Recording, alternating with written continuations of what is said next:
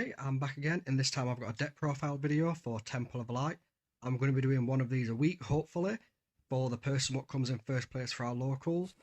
So, our first official constructed locals, I went 3-0 with this deck. It's a Temple of Light Catalyst build. It's designed to try and flood the field, get as many catalysts, and buff my guys up as quick as possible, and put a lot of pressure on my opponent. So, to start, we'll go through our Eden. So we run one copy of Adammin. I can't pronounce words, so bear with me with that. We run him because, although his Divine Will's pretty low, his Divine Knight allows us to trigger one copy of our Catalyst as long as we've got one on the field, which is very nice. Hence Divine Knight, if we have a card with 3 or more +1, +1/0, +0/+1 tokens, we can gain a life, which also benefits a few of the cards in our deck. We've run the starter kit Sonaris, Legion Headquarter Temple. We run that because it can be revoked as a worshipper, and its last breath ability allows us to trigger Catalyst twice, which again just helps buff our people, and it's a nice starting one of 10. We run Sword of Fire as our Archangel. We run this one because it's a nice solid 12. It has Valhalla, what means we can recycle some of our Catalyst Angels, which is very nice. When it's declared as an attacker, I can buff someone by 3 attack, which is good because that's what kind of pressure we're trying to put on. And it allows our deity to gain 2 life, which can trigger effects of other cards we have. And as long as it's in the front line, your deity can't be attacked. And lastly, it's a 6 time factor, what means we can get it out fairly quick. And our last Eden card is Gift from Anya. We run this because it allows us to draw and gain 5C, but it also allows us to generate a Celestial Rock into play, which has Doppelganger, so we can use that for the cost of some of our other cards. And then onto our worshippers. We run 3 copies of Night's Rest. Again, it's a high printed 11, and it has an enter play ability, which allows me to reveal a knight, pop it on the bottom of our deck and draw, because I tried to put a lot of draw into this deck. And then we run 3 copies of Knight's Planning, which its favor allows me to search for a worshipper and put it on top of my register, which can be nice for setting up the one-off copy we run. And when one of my angels with a token has destroyed something, I can tap it, destroy an headquarters, and draw a card. So again, it helps us draw. We run 3 copies of Faithful because, again, it's an 11 print and we want as much celestial energy as we can get. And it also allows us to put an attack or health token onto him and then move that onto one of our angels, which again helps with just the buffing. And it also allows us to set up our deity's effect to gain a life. It gets us that easier. And then lastly, I've run 1 copy of Rite of the Sacred Light, mostly for its favor, where you can put a card in your hand at the bottom of the drawer page. But every Divine Knight, I can also just add 1 CE to a temple or worshipper, which is really, really helpful because we want to keep as much energy as we can, because we go through our cards quite fast and we draw a lot, so we're playing a lot. And then that's it for our Eden in worshippers, and then we'll go on to the deck. So first copy, I've got 3 copies of the Blacksmith, mostly because it can generate us, wherever I put it, there it is. 1 copy of him can generate a Noble Steed into our hand. Noble Steed it's a nice golem, but it also gives us +2 attack, retreat, and deceit when we've declared an attacker. And if it kills, if the angel bound destroys a page, we get to draw another page. And then his ability allows us to tap him to move this on to somebody else. So if we manage to destroy a page and keep Noble Steed alive, we can tap him and move it and just get extra draws. So that's why I run 3 copies of him. Next we've got 3 copies of Lady Belladonna. Quite simple. She's a 2 cost with double catalyst, so she can buff someone twice, and then when she dies, she allows us to trigger catalyst again, so we get 3 catalyst triggers off her. One of my favourite combos is to play her, get 2 catalysts, activate demonification, which pops something and replaces it with a demon familiar. So we destroy our own Lady Belladonna, triggering her catalyst for a third time. We use the revoke cost on demonification to destroy our temple, what triggers catalyst 2 more times, and then so we get to trigger catalyst 5 times and replace a 1/1 with a 5/5. So that's pretty neat and quite aggressive. Next, we've got 3 copies of Miracle Seller. He removes the oath from Crimson Jewel, but we mostly play him because he's quite diverse, and 1 copy of him can generate as a petrification by lava, which is just a 2 damage onto a targeted page, which is nice if we're clearing stuff up. I've only got 2 of these spare, so that's why there's 2, not 3. It can generate as a light into darkness, which allows us to omen 4, so look at the top 4 cards of our deck and rearrange them or put some on bottom, and then draw 1 page, which is nice for our cards, what allow us to put stuff on top. And then Crimson Jewel. Crimson Jewel allows us to add a CE to a worshipper, give a +1/1 to an angel, draw a page and gain a life. So it fuels our buffing our guys up, it fuels our draws, and it also gives our deity a life, which again benefits cards in the deck. So that's why I have to run 3 copies of Miracle Seller.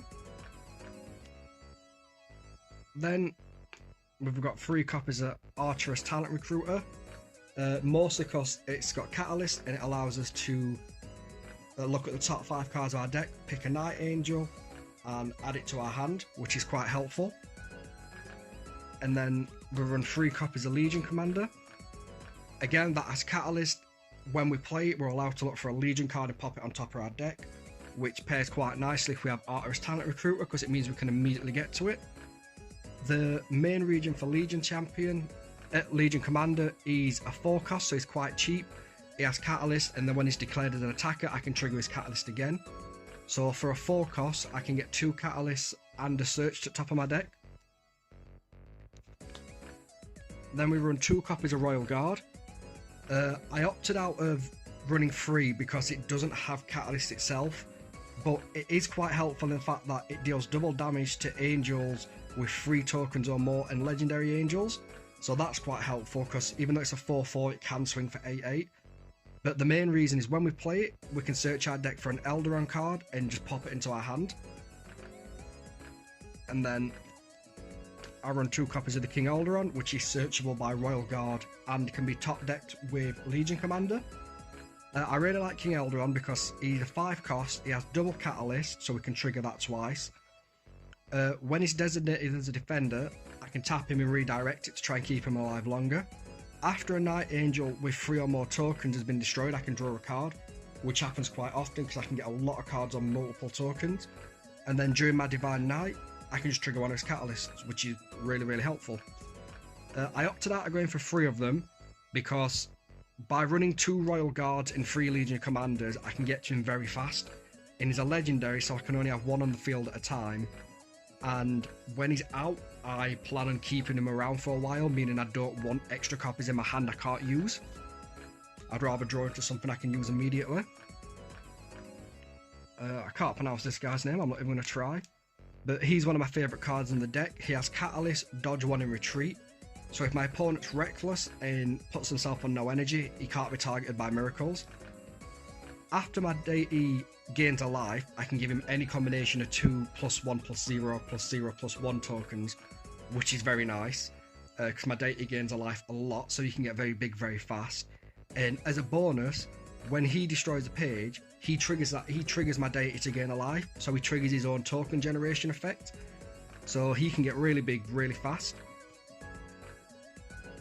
And then we run 3 copies of Gringar. I don't know how I couldn't run 3 copies of this. It has Retreat, 2 Catalysts, Dodge 2, and Treasure. So again, if my opponent is reckless and leaves himself with no CE, he can't be targeted by miracles. He has Treasure, what means whenever he inflicts, however much damage he inflicts, if he survives, he gains in Persedia. And then he also has the ability that when he's targeted as a defender, however much damage he inflicts back, he gains Persedia. And on a battle phase effect, he can spend 4 of his Persedia to activate both of his Catalysts twice. So potentially you can get like 4 Catalysts off in 1 turn with him, which is super helpful. I run one copy of the King's Champion. I opted for one copy because he's quite a high cost and I can search him out very easily. He also has dodge, free and retreat, so I do plan on keeping him around, so again I don't want dead copies in my hand.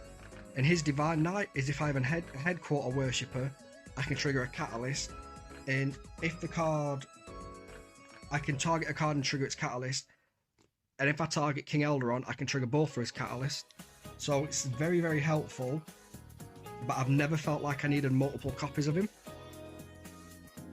And then our last angel is 3 copies of Arturus the Mighty. He doesn't have catalyst, but he does have Berserker, meaning he can attack twice. He has Deceit, so he can attack straight over Golems, and he's considered to have the Brave. He just can't be put in ambush. He can heal himself for 2 at end of every turn if he survives, but it's mostly because he can double attack, and then 9 times out of 10 we can buff him up and survive both of the attacks, and then heal him back up, which is nice because he's a big threat the opponent has to deal with immediately.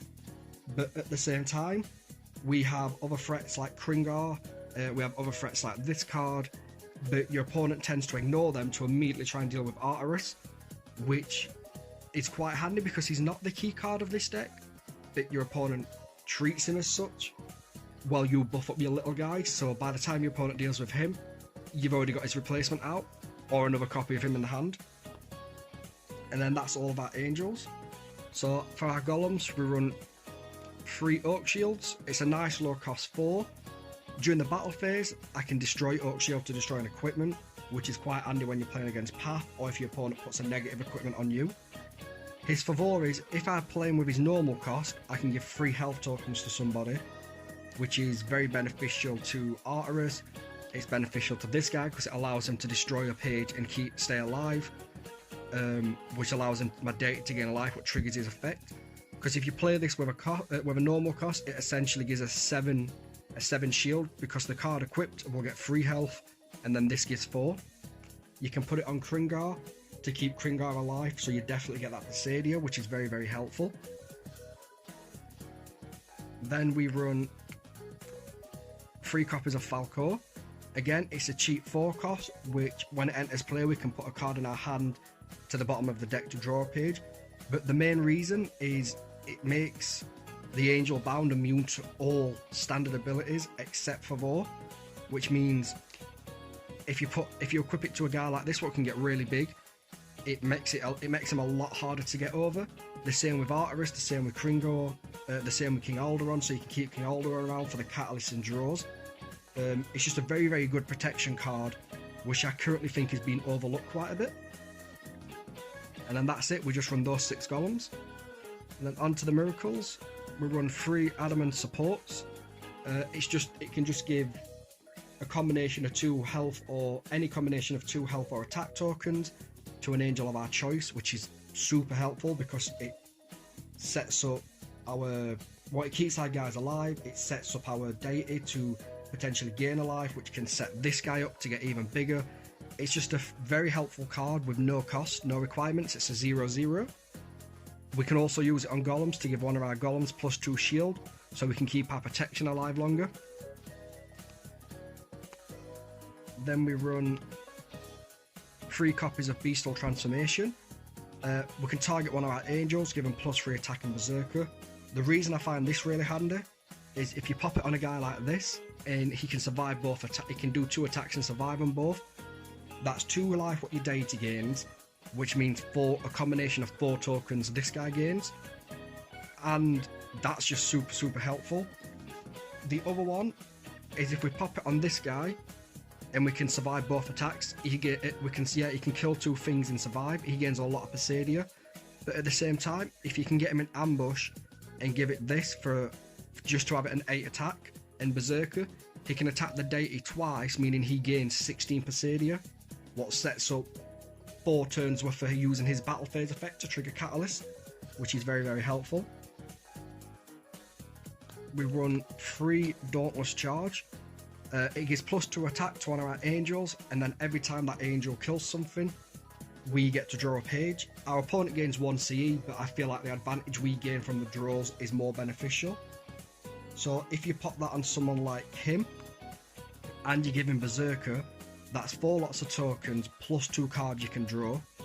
If you pop it on somebody like Arturus, who already naturally has Berserker, you can get 2 draws. If you then combine this with the Noble Steed, you can potentially get 4 draws, which is very, very helpful. Because this deck's all about flooding the field, activating Catalyst, and just keeping our hand as full as possible so we can keep playing. We run 3 copies of Demonification. Again, we use this because our opponent can't respond to it. We can revoke a worship. We can use our Temple as the revoke cost, which is super helpful in triggering our own Catalyst. We can use it on our own weak people to replace them and get a nice 5/5 we can start buffing.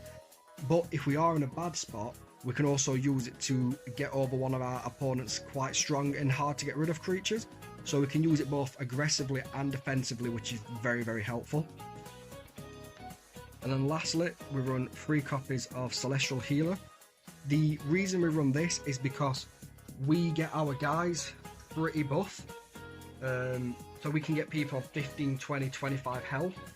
And when your opponent throws 3 angels, when your opponent attacks with 3 angels just to get one guy in 25 down, it's really helpful. It's really good to let your opponent waste all that resource and then fully heal back up to max health. When your opponent wounds to try and assassin one of your big guys, when they play their assassin, you can respond with Celestial Healer, get him all the way up to full health, so the assassin fizzles out and doesn't work. It's also really good between attacks, so if you've got Berserker and you attack with someone and then they can't survive the second attack, you can declare your second attack and respond with Celestial Heal to fully heal up before the attack goes through, which allows them to survive the second Berserker attack. And if we've used our Draw Miracles or our Draw Noble Steed, we can get the draws off of that. So it's a very versatile card in this deck. Yeah, and then that's the deck. I hope I've explained it quite well. It's my first deck profile video, so I don't know how well I did it. But yeah, it's a 50 card deck. I think it runs 30 Angels, 6 Golems, and then the rest are made up with Miracles. And yeah, I think I've gone through everything. That's the deck. You can build it, test it, edit it, see what you think. Like I said, it came first place at our first constructed locals. It went 3-0. It didn't struggle too much. I had a practice game before against spirits, and it's quite hard against the spirit path build because they use a lot of non-destruction removal, and they do a lot of removing before attacking. It's quite hard to deal with that because you put a lot of resources into buffing your guys. Thankfully, the deck has a lot of recovery built into it, so even when you lose a big buff guy, it's very quick to start that process over again. But yeah, thank you for watching. I hope you enjoyed.